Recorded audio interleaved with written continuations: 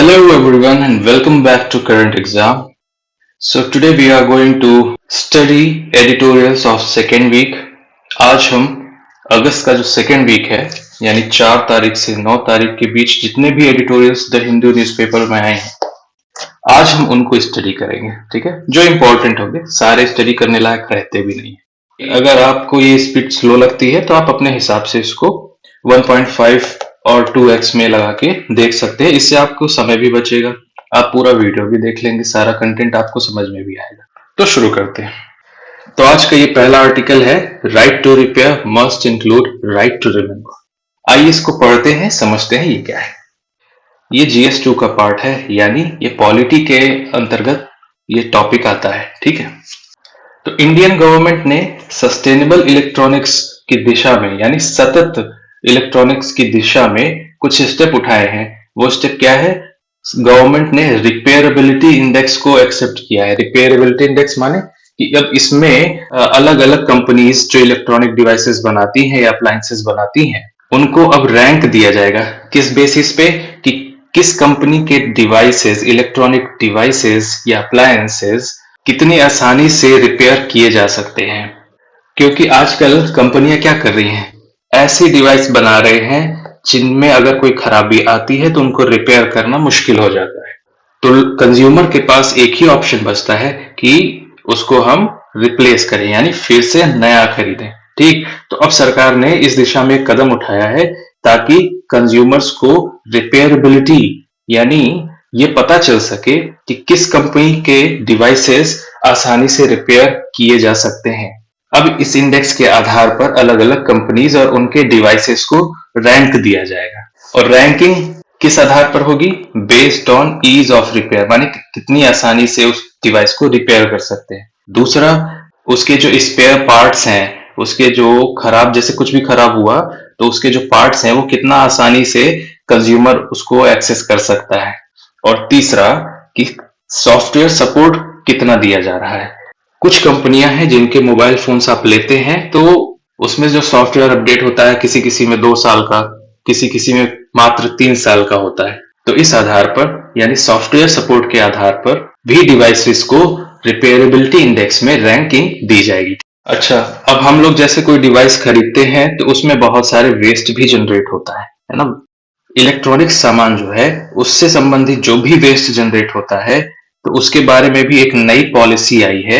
New e waste policy now include minimum payments to incentivize formal recycling. Recycle का मतलब होता है कि जो वेस्ट जनरेट हुआ है उसमें से हम मैक्सिमम पार्ट्स का यूज करें और एक नया उत्पाद बनाएं। ठीक है, तो अब इस चीज को इंसेंटिवाइज यानी बढ़ाने के लिए, इस चीज को प्रमोट करने के लिए सरकार ने नई जो ई वेस्ट पॉलिसी आई है उसमें मिनिमम पेमेंट का भी एक प्रोविजन दिया है। अब इनिशिएटिव कुछ देख लेते हैं। इसमें कुछ इनिशिएटिव है जैसे India's digital and artificial intelligence policy, और बाकी अदर इनिशिएटिव्स हैं जैसे डिजिटल पब्लिक इंफ्रास्ट्रक्चर। जैसे यूपीआई एक डिजिटल पेमेंट इंफ्रास्ट्रक्चर ही तो है, उसी तरह एक इनिशिएटिव है डिजिटल पब्लिक इंफ्रास्ट्रक्चर, यानी कि डिजिटल एरिया से रिलेटेड जितना भी इंफ्रास्ट्रक्चर की जरूरत है उसको क्रिएट करना, यानी इंफ्रा क्रिएशन के लिए एक इनिशिएटिव ये है। अगला इनिशिएटिव है national strategy on artificial intelligence, यानी कि अब आजकल आर्टिफिशियल इंटेलिजेंस का तो हर चीज में यूज हो रहा है। ठीक है, तो उसका सही तरीके से उपयोग, गवर्नेंस में उसका उपयोग है ना, इकोनॉमिक इफिशियंसी लाने में उसका उपयोग कैसे हो, तो उसके लिए भी एक स्ट्रेटजी या इनिशिएटिव लेकर आए हैं गवर्नमेंट। अब कुछ इसमें समस्याएं भी हैं, भाई सारी चीजें डिजिटल हो रही हैं तो उसमें कुछ ना कुछ समस्याएं तो आनी लाजमी है। जैसे इनफॉर्मल रिपेयर, देखो 2 तरह का इसमें रिपेयर होता है, एक होता है फॉर्मल रिपेयर, एक होता है इनफॉर्मल। ठीक, तो फॉर्मल वाला मतलब ये हुआ कि कंपनी का अपना एक सर्विस सेंटर है। इनफॉर्मल मतलब कि थर्ड पार्टी के पास आप जाते हैं, कोई डिब्बा रखा हुआ है या अपना शॉप खोल रखा है रिपेयर करने का, वो सारे कंपनीज के डिवाइसेस को रिपेयर कर रहा है ना, तो वो एक इनफॉर्मल हो गया। ठीक, तो अब यहाँ पे ये है कि इनफॉर्मल रिपेयर भी एक समस्या है। इनफॉर्मल रिपेयर समस्या क्यों है? क्योंकि ये डिजिटल पॉलिसी फ्रेमवर्क्स में इनविजिबल है, मतलब जो हमारी डिजिटल पॉलिसीज बनाई जा रही हैं, जो या फ्रेमवर्क बनाए जा रहे हैं, उसमें इनफॉर्मल रिपेयर्स की कहीं भी बात नहीं होती है, उनकी सोशल सिक्योरिटी के बारे में बात नहीं होती है, उसके इम्पैक्ट के बारे में कोई बात नहीं होती है। दूसरा कंसर्न है कि this ecosystem is gradually eroding as product designs become less repairable and consumer habits shift toward this possibility। यानी कि अभी तक देखो क्या होता था, हमने डिवाइस खरीदा, ठीक, अगर हमको लगता था कि कंपनी का सर्विस सेंटर में ज्यादा महंगा पड़ेगा तो हम चले जाते थे थर्ड पार्टी के पास, ठीक, रिपेयर करवा लाते थे। पर अब रिपेयर करवाना मुश्किल हो रहा है। ये जो एक इकोसिस्टम है जिसमें फॉर्मल और इनफॉर्मल रिपेयरबिलिटी का एक ऑप्शन जो हमारे पास रहता था, अब वो इरोड हो रहा है। क्यों इरोड हो रहा है? क्योंकि अब जो कंपनियां हैं वो ऐसे प्रोडक्ट्स को डिजाइन कर रही हैं जिन्हें रिपेयर करना मुश्किल हो गया है। और दूसरा कारण क्या है कि कंज्यूमर्स की अब हैबिट हो गई है यूज एंड थ्रो। मतलब हम आज एक डिवाइस खरीद के लाए, जैसे ही वो खराब होगा हम कहेंगे अरे बनवाने से अच्छा है कि हम दूसरा नया ना ले लें। तो ये एक हैबिट हो गई है। तो इन दो चीजों की वजह से ये जो रिपेयरेबिलिटी वाला सिस्टम है वो धीरे धीरे खत्म हो रहा है। ठीक है, तो ये दो समस्याएं थी। अब यहाँ पे जो इनफॉर्मल सेक्टर है ना, वहां पे देखो जो नॉलेज होता है उनके पास वो कैसे मिलता है। एक ने दुकान खोली, थर्ड पार्टी एक अपना शॉप खोला कि हम हर डिजिटल डिवाइस को रिपेयर करेंगे, ठीक। अब उसने एक और आदमी रख लिया, काम बढ़ा उसके पास, उसने एक और आदमी रख लिया। तो अब ये जो बंदा है वो इससे सीख रहा है, ठीक। इसने कहाँ से सीखा? इसने मान लो थोड़ी बहुत जानकारी कहीं से रही होगी, है ना, थोड़ा बहुत पढ़ा लिखा था उस, तो उसने अपना नॉलेज का यूज करके सीखा और अपना दुकान खोल लिया, ठीक, रिपेयर करने लगा डिजिटल डिवाइसेस को। अब डिजिटल डिवाइसेस को रिपेयर करते करते भी इसके पास एक्सपीरियंस आया, ठीक। अब इसके पास काम बढ़ा, जब काम बढ़ा तो इसने नया लड़का रखा, तो ये अब इसी से सीखेगा ना, ठीक। अब ये कोई फॉर्मल एजुकेशन तो देगा नहीं इसको, नए लड़के को, कि भैया ये टर्म तुमको जानना जरूरी है या ये टर्म जानना जरूरी है, बिल्कुल नहीं। वो क्या करेगा? कहेगा तुम देखो मैं कैसे बनाता हूं, तुम उससे सीखो, उसको ऑब्जर्व करो, ठीक? तो इसी के बारे में यहाँ पे बात किया गया है कि इसको बोलते हैं टैसिट नॉलेज। ये एक तरह का स्किल होता है या इंट्यूशन होता है।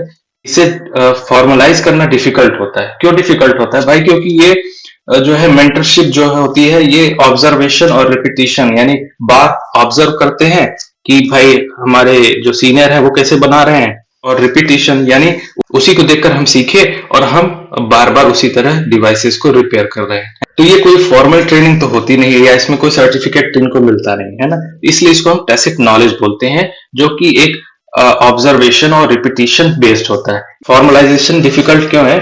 क्योंकि ये जो नॉलेज है ये कहीं किताब से पढ़ा नहीं है ना, तो अब इसको वापस से किताब के रूप में उसको लिखना ये आसान काम नहीं होता, इसलिए फॉर्मलाइजेशन इनका संभव नहीं हो पाता है। तो ज्यादातर लोग थर्ड पार्टी यानी टैसिट नॉलेज के भरोसे ही अपना रिपेयर करवा लेते थे। पर अब कंपनी क्या कर रही है कि भैया हम कह रही है कि हम ऐसे डिजाइन बनाएंगे कि कहीं से रिपेयर नहीं होगा, अब आपको खरीदना ही पड़ेगा। अब वही आदत पड़ गई कंज्यूमर कह रहे भैया हम यूज करेंगे, जैसे खराब होगा हम उसको फेंक देंगे, दूसरा नया ले आएंगे। तो ये दो तीन कंसर्न है। अब देखिए, देखते हैं ग्लोबल पोजीशन क्या है। यूरोपियन यूनियन ने अभी कुछ नए रूल्स वगैरह इंट्रोड्यूस किए हैं, जिसमें मैन्युफैक्चरर्स यानी जो प्रोड्यूसिंग कंपनीज हैं, अब उनको क्या रिक्वायर कर दिया है, यानी मैंडेट कर दिया है कि आपको अब स्पेयर पार्ट्स और उसको बनाने का जो तरीका है वो एक डॉक्यूमेंट के रूप में देना ही पड़ेगा। किसको? कंज्यूमर्स को, ताकि वो अपना स्पेयर पार्ट खरीद सके जरूरत पड़ने पे और रिपेयर करवा सके उस डॉक्यूमेंट के अकॉर्डिंग। यानी कि जो कंपनियां अभी तक डिजाइन बना रही थी कि भैया रिपेयर नहीं हो सकता, अब वापस से उनको रिपेयरेबिलिटी पे फोकस करना ही पड़ेगा। ये यूरोपियन यूनियन की पोजीशन है आज के टाइम में। इंडिया में क्या है? इंडिया में डिपार्टमेंट ऑफ कंज्यूमर अफेयर्स इस चीज को मॉनिटर करता है और उसने लॉन्च किया है क्या, राइट टू रिपेयर फ्रेमवर्क 2022 में। उसके बाद एक नेशनल पोर्टल भी 2023 में लॉन्च कर दिया, जिसमें सारे इलेक्ट्रॉनिक्स ऑटोमोबाइल फार्म इक्विपमेंट्स को उसने कवर किया है। एक और ग्लोबल पोजीशन ही समझ लीजिए इसको। इसमें क्या कहता है कि जो यूनाइटेड नेशंस का सस्टेनेबल डेवलपमेंट गोल्स है उसमें गोल नंबर 12 इस चीज को प्रमोट करता है। जब आप आंसर राइटिंग करेंगे तो इसमें ये पॉइंट बहुत ही महत्वपूर्ण हो जाता है। अब देखिए कि ये डाटा दिया है कि 2021-22 में इंडिया ने लगभग 1.6 मिलियन टन से ज्यादा का ई वेस्ट प्रोड्यूस किया है, जनरेट किया है, और ये दुनिया का third largest e waste producer भी है। अब बात करते हैं ई वेस्ट मैनेजमेंट रूल्स 2022 की। अगर आप रेगुलर पढ़ रहे हैं न्यूज़पेपर तो आपने पहले भी इस चीज को नोटिस किया होगा। क्या? Extended producer responsibility. ये एक प्रिंसिपल है जो कि मैन्युफैक्चरर को रिस्पॉन्सिबल बनाता है। किसके लिए रिस्पॉन्सिबल बनाता है? Post use product management. यानी कि हमने मोबाइल जिस कंपनी का खरीदा, अब उसकी लाइफ खत्म हो गई, तो अब उसको कैसे रिसाइकिल करना है, कैसे उसको डिस्पोज करना है, अब ये जिम्मेदारी भी मैन्युफैक्चरर की होती है। तो अभी हमने जो पॉलिसीज और रूल्स देखे हैं उसमें कुछ इश्यूज हैं। पहला है कि they make only a passing mention of repair as a preventive strategy. इसमें कह रहा है कि जो अभी गवर्नमेंट इनिशिएटिव लेकर आ रहे हैं उसमें रिपेयर पर ज्यादा फोकस नहीं है, उसको केवल एक प्रिवेंटिव स्ट्रेटजी बताते हैं। दूसरा इशू क्या है कि national skilling programmes such as Pradhanmantri Kaushal Vikas Yojana focus on short term certifications for formal industrial role. इसमें कह रहा है कि जो प्रधानमंत्री कौशल विकास योजना है ये केवल शॉर्ट टर्म सर्टिफिकेट्स पर फोकस करती है। देखो यहाँ पे ये कह रहा है कि देखो, रिपेयर वर्क जो होता है ना उसमें बहुत समय लगता है सीखने में, बहुत सारा नॉलेज चाहिए होता है ना। तो इस तरह का जो टाइम टेकिंग स्किल अपग्रेडेशन है वो इस स्कीम के अंडर में नहीं दिया जाता है। और तीसरा इशू क्या है कि जो नेशनल एजुकेशन पॉलिसी 2020 है वो सेलिब्रेट करती है इंडियन नॉलेज ट्रेडिशंस और एक्सपीरियंशियल लर्निंग को, यानी कि जो ट्रेडिशनल नॉलेज बेस है इंडिया का उसको प्रमोट करता है और एक्सपीरियंस बेस्ड जो लर्निंग होती है उसको प्रमोट करता है। पर जो नॉलेज रिपेयर से संबंधित होता है, रिपेयर बेस्ड जो नॉलेज होता है उसको कैसे प्रमोट करना है, उसको कैसे सपोर्ट या ट्रांसमिट करना है, इसके बारे में इसमें बहुत ही कम चर्चा की गई है। यानी कि ये रिपेयरेबिलिटी पर फोकस नहीं करता है या ना के बराबर करता है। अब यहाँ पे एक चीज आप हमको बताइएगा कमेंट करके कि मिशन लाइफ कब लॉन्च किया गया था। यहाँ पे लाइफ का फुल फॉर्म देख लेते हैं। लाइफ स्टाइल फॉर इन्वायरमेंट, ये पूछ भी सकता है, इंपॉर्टेंट, बहुत ही इंपॉर्टेंट स्कीम है, तो इसके बारे में आप लोग डिटेल में पढ़िएगा जरूर। ठीक, अब यहाँ पे देख लीजिए कि ये कह रहा है कि मिशन लाइफ जो है ये रिपेयर और रीयूज को प्रमोट करता है। किसको? रिपेयर और रीयूज को मिशन लाइफ प्रमोट करता है। अब अगला इशू क्या है कि जो पॉलिसीज है वो सर्कुलैरिटी के बारे में तो बहुत बात करती है। सर्कुलैरिटी मतलब रीयूज वगैरह के बारे में बहुत बात करती हैं, बट ये पॉसिबल कैसे हो, वर्क फोर्स को स्किल कैसे किया जाए, इस चीज को रियलिटी बनाने के लिए इस पर कभी भी पॉलिसीज फोकस नहीं करती हैं। तो ये भी एक इशू है।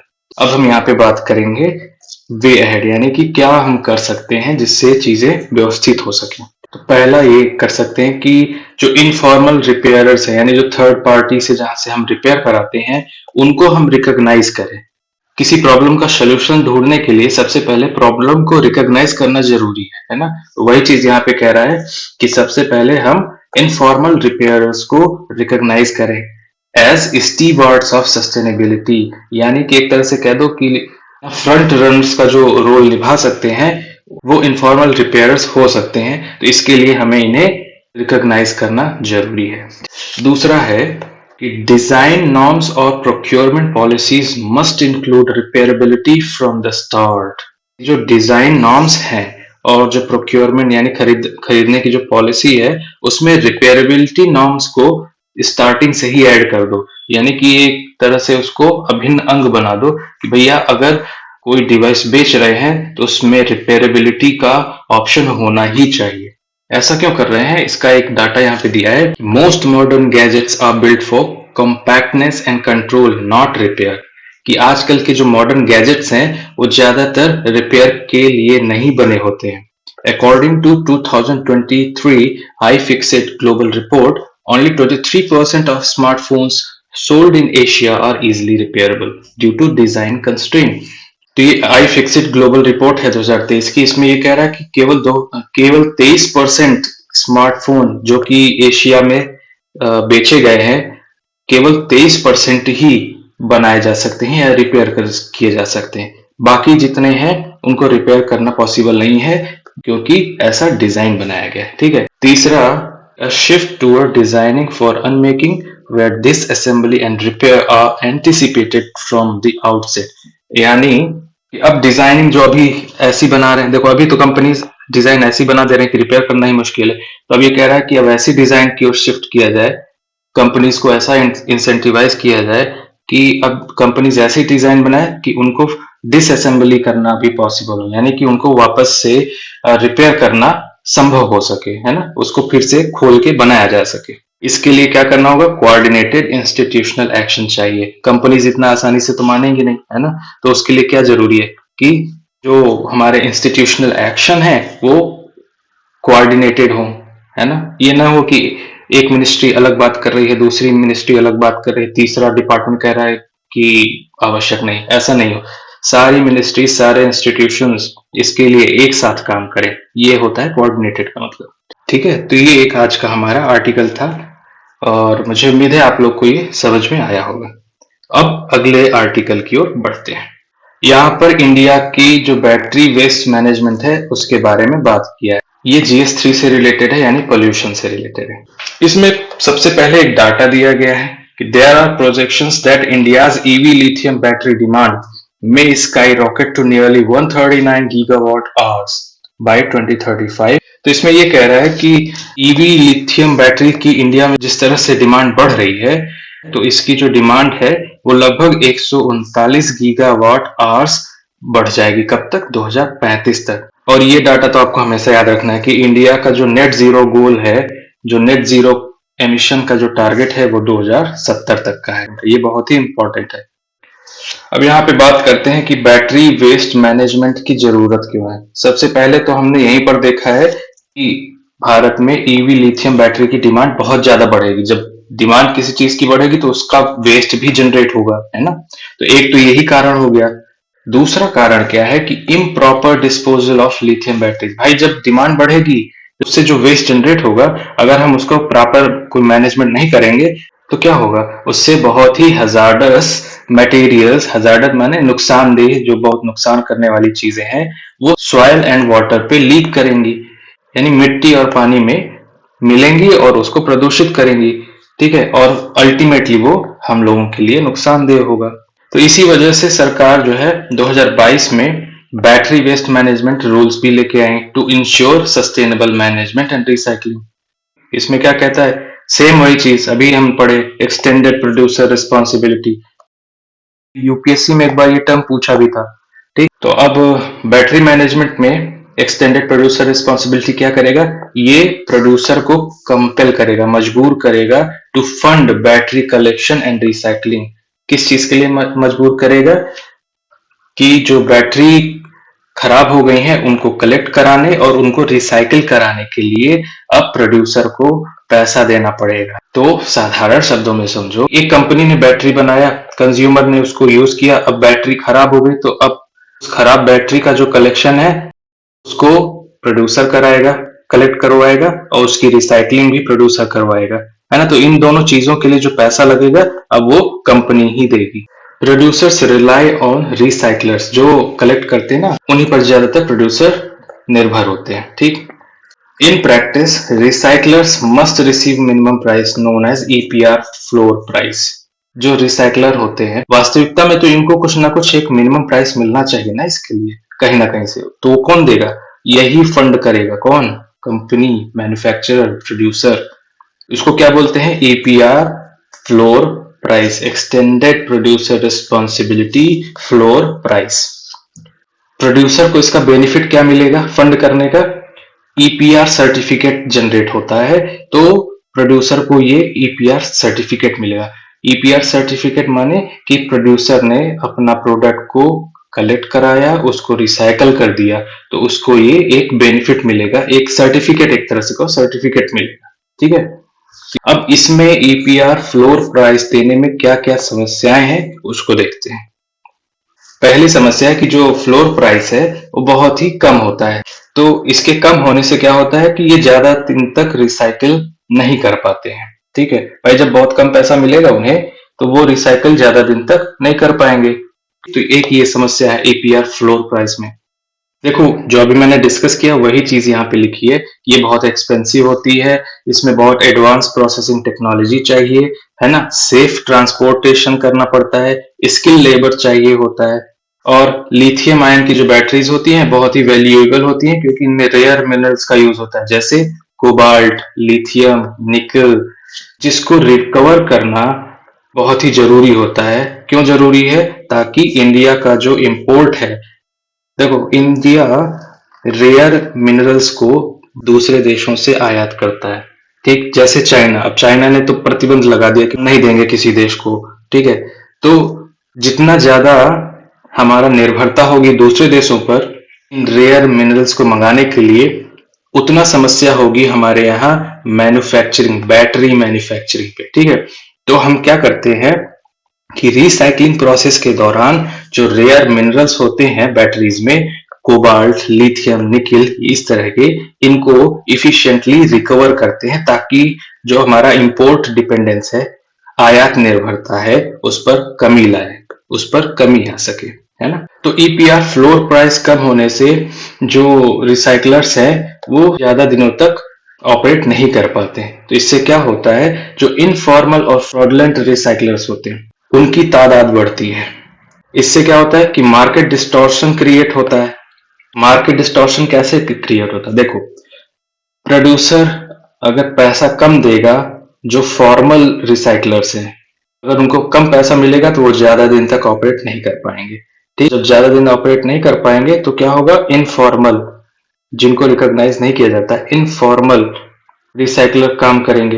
तो जब वो काम करेंगे तो वो अपने तरीके से करेंगे, ना कोई नियम होगा ना कानून होगा, तो उससे मार्केट पे भी प्रभाव पड़ेगा, है ना। तो जब मार्केट पे प्रभाव पड़ेगा तो प्रोड्यूसर कहेगा कि जब हमको इसमें कोई बेनिफिट नहीं मिल रहा है तो हम इसको फंड नहीं करेंगे, हम इसके लिए पैसा नहीं देंगे। सीधे इनफॉर्मल जो रिसाइकलर है उनसे डील करेंगे तो उनको झूठा रिसाइकलिंग सर्टिफिकेट मिलेगा, और जो नुकसान पहुंचाने वाले वेस्ट हैं उनको अगर सही तरीके से डंप नहीं किया जाएगा तो वो हमारे पर्यावरण यानी मिट्टी, पानी, इन सब चीजों को नुकसान पहुंचाएंगे। अल्टीमेटली मनुष्यों को ही नुकसान उसमें होगा।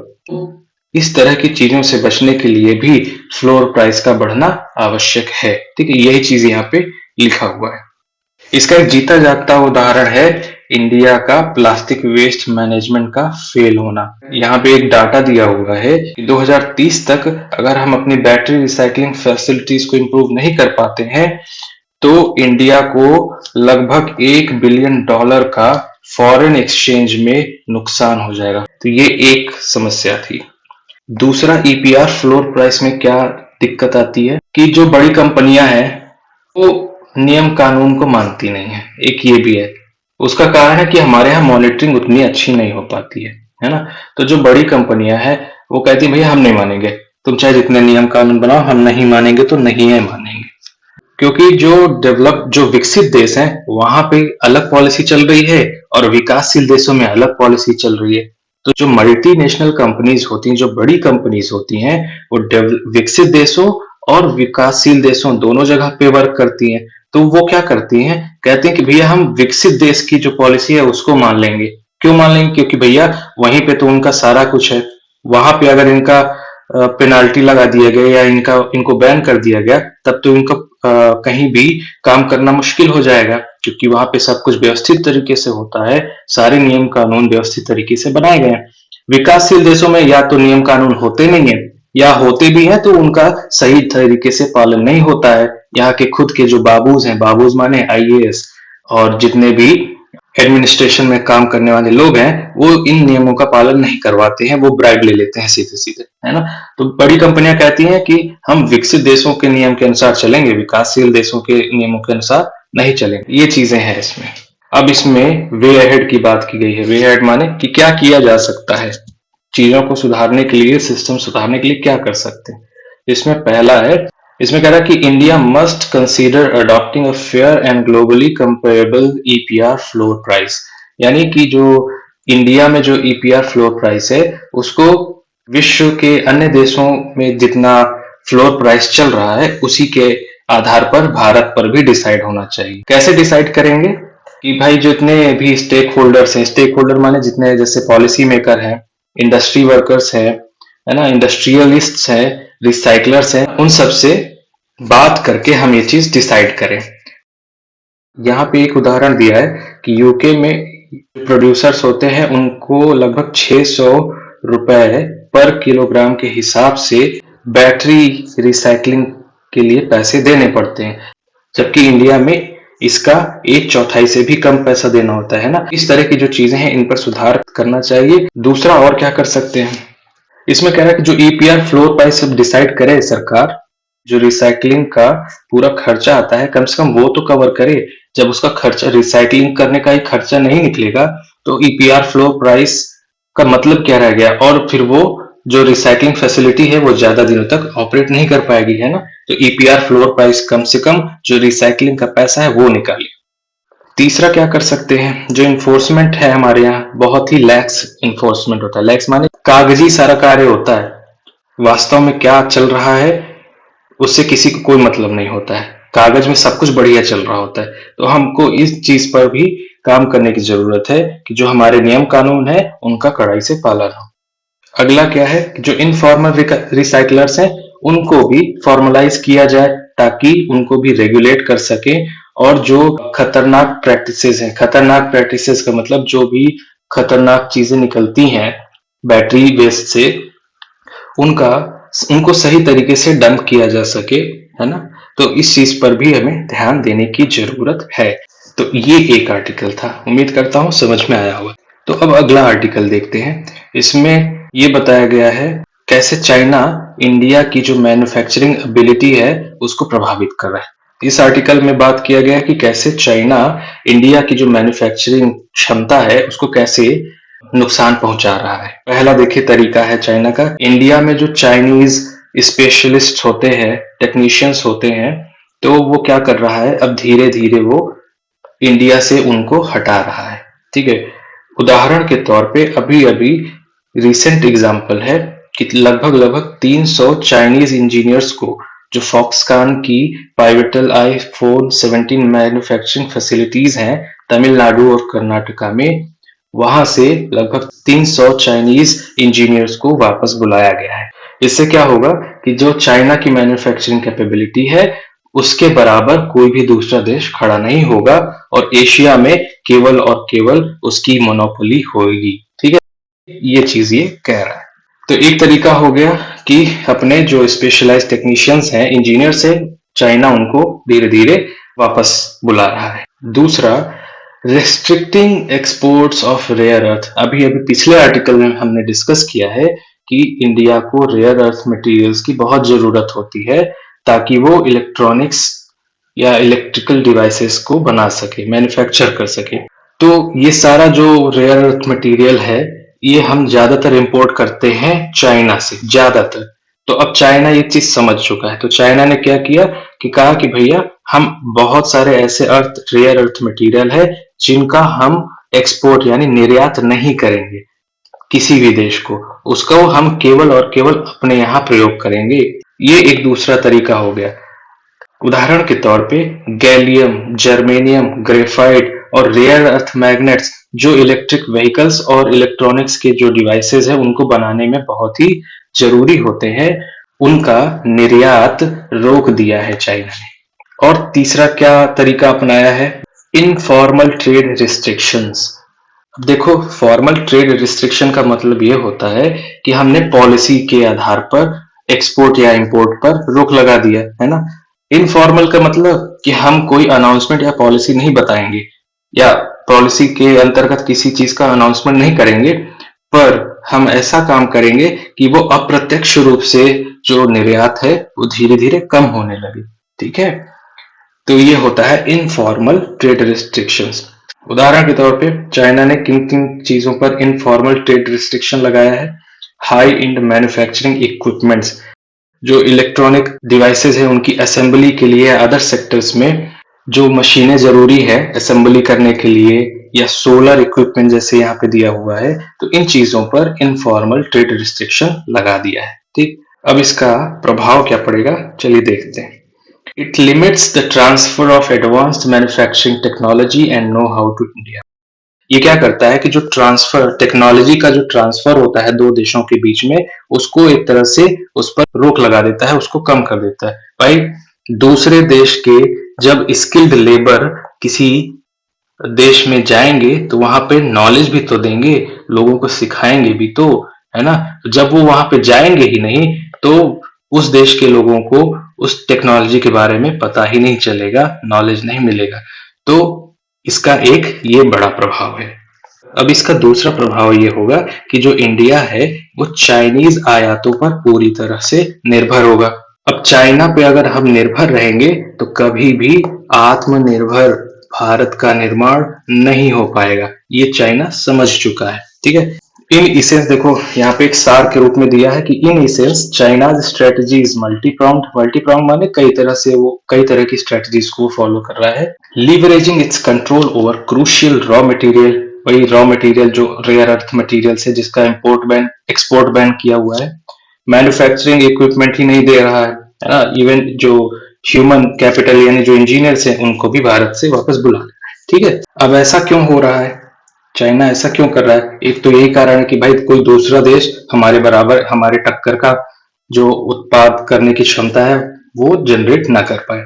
ठीक, अगला क्या कारण हो सकता है कि वहां पे जो डेमोग्राफिक एक्सिजेंसी है, यानी कि वहां पर एक इमरजेंसी है, डेमोग्राफिक जनसंख्या की समस्या है। जनसंख्या माने कि वहां पे बूढ़ों की संख्या बढ़ रही है, युवाओं की संख्या घट रही है।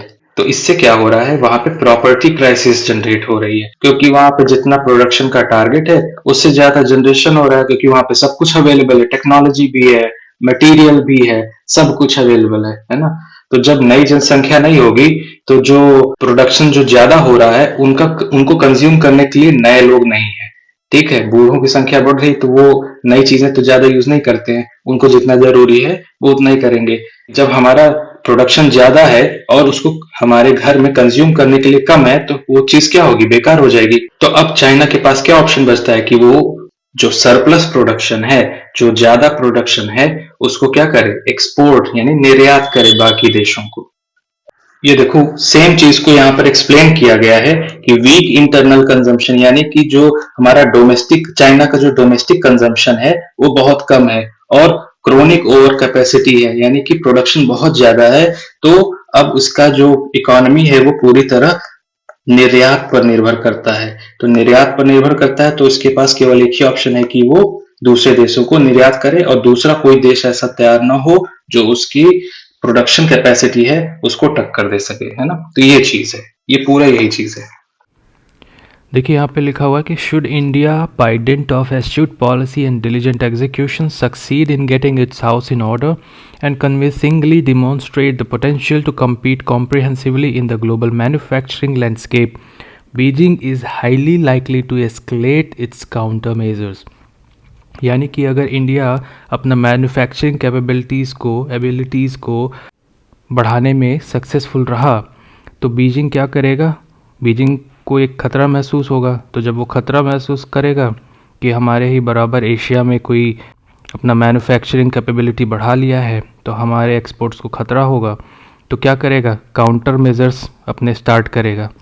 जैसे कि इकोनॉमिक कोएर्शन ट्राई करेगा, है ना, मिलिट्री पॉस्चरिंग जैसे अभी गलवान घाटी वाला हुआ था ना। तो इससे क्या होता है कि जो गवर्नमेंट है या कंट्री है उसका जो फंड है वो डाइवर्ट हो जाता है वार की तरफ, जो कि इकोनॉमिक डेवलपमेंट पे लग रहा था, है ना। तो ये चीज़ इस तरह की चीज़ें करेगा, क्यों करेगा, to safeguard its core economic interest and internal stability, अपना इकोनॉमिक इंटरेस्ट को बचाने के लिए और अपना इंटरनल स्टेबिलिटी को बचाने के लिए ये चीज़ करेगा। इंटरनल स्टेबिलिटी कैसे बचेगी भाई, उसका जो डोमेस्टिक कंजम्पशन है वो तो लगभग ज़ीरो है ना। तो इंटरनल स्टेबिलिटी तभी तक बनी रहेगी जब उसका इकोनॉमिक ग्रोथ होगा। इकोनॉमिक ग्रोथ कैसे होगा, जब उसके एक्सपोर्ट्स सही जाएंगे, यानी कि एक्सपोर्ट्स बढ़ते रहेंगे, है ना। एक्सपोर्ट्स में कहीं कोई प्रॉब्लम इशू क्रिएट नहीं होगा। तो ये चीज़ यहाँ पे लिखा हुआ है। अब देखिए यहाँ पे लिखा हुआ है China does not merely export goods, it orchestrates and largely controls global supply chains. मतलब कि चाइना केवल गुड्स का निर्यात ही नहीं करता बल्कि वो ग्लोबल सप्लाई चेन को लगभग कंट्रोल करता है। और यहाँ पर वही दिया है कि कैसे कंट्रोल करता है, जो इसका ओवर प्रोडक्शन है ना, ओवर कैपेसिटी है, इसका यूज़ करता है। क्या करता है कि जब इसका प्रोडक्शन ज़्यादा होता है तो डोमेस्टिक कंजम्पशन कम होने की वजह से इसको निर्यात करना पड़ता है। तो जब निर्यात करेगा तो किसी भी देश में इसका सामान कोई क्यों लेगा, या तो सस्ता हो या तो क्वालिटी अच्छी हो। तो क्वालिटी तो आप सबको पता है। तो सस्ता करने के लिए क्या करता है कि उस सामान को उस देश में इतना एक्सपोर्ट कर देगा और सस्ते दाम लगा देगा ताकि उसका जो डोमेस्टिक प्रोडक्शन है वो एकदम से हिल जाए। ठीक है, तो इस तरह से अपना सामान ही बेचता है। उदाहरण के तौर पे यहाँ पे दिया है BYD एक कंपनी है जो कि इलेक्ट्रिक व्हीकल्स वगैरह बनाती है। ठीक है, तो अब क्योंकि बैटरीज और रेयर अर्थ मिनरल्स हैं उस पर एक क्षेत्राधिकार तो है ही चाइना का, तो उसी का जो है फ़ायदा उठाकर ये BYD कंपनी अपनी जो गाड़ियाँ हैं इलेक्ट्रिक व्हीकल्स अब अलग अलग देशों को एक्सपोर्ट कर रही हैं, निर्यात कर रही हैं, है ना, और सस्ते दामों पे या कॉम्पिटिटिव रेट्स में, यानी जिस रेट में डोमेस्टिक गाड़ियाँ बिक रही होंगी उसी रेट के आसपास या उससे थोड़ा सा कम करके अपनी गाड़ियों को वहाँ पे बेच रहा है। तो इस तरह से अपना प्रोडक्ट्स वहाँ पे कॉम्पिटिटिव बना लेता है। ठीक है, तो ये चीज़ यहाँ दी है। और यहाँ पे बताया कि इंडिया की जो मैन्युफैक्चरिंग इकोसिस्टम है वो अभी बहुत ज़्यादा मैच्योर नहीं है। तो इंडिया अगर अपना मैन्युफैक्चरिंग इकोसिस्टम अच्छा करना चाहता है तो क्या करना होगा, जो इंफ्रास्ट्रक्चर की जो इश्यूज़ है उसको ख़त्म करने होंगे। ब्यूरोक्रेटिक जो रेड टेप का इशू है, रेड टेप मतलब कि फ़ाइल अगर हमारे IAS बाबू लोगों के पास पहुंच गई तो भाई साहब वो बिना ब्राइब के जल्दी होगा नहीं, और ब्राइब दे भी देंगे तब भी थोड़ा बहुत टाइम तो ले ही लेता है, यानी कि डिले जो हो जाता है फाइल क्लियरेंस में, है ना। तो इस पर काम करना होगा। तीसरा जो है वो है reliant on imports for components. वही जैसे हमने बताया रेयर अर्थ मटेरियल्स है या किसी तरह का कोई रॉ मटेरियल है ना, हर तरह की जो कंपोनेंट्स हैं बाकी जैसे मोबाइल्स वगैरह, तो जो हमारे यहाँ असेंबल होते हैं तो हम लोग इंपोर्ट ही तो करते हैं। तो ये सारी चीज़ों पर हमें वर्क करना होगा, यानी इंपोर्ट हमें कम करना पड़ेगा। ये चीज़ें हैं यहाँ पे। ये था एक आर्टिकल। उम्मीद करते हैं ये आर्टिकल भी आपको समझ में आया होगा। तो उम्मीद करता हूँ कि आप सभी को ये वीडियो पसंद आया होगा। अब मिलते हैं नेक्स्ट वीडियो में। Thank you.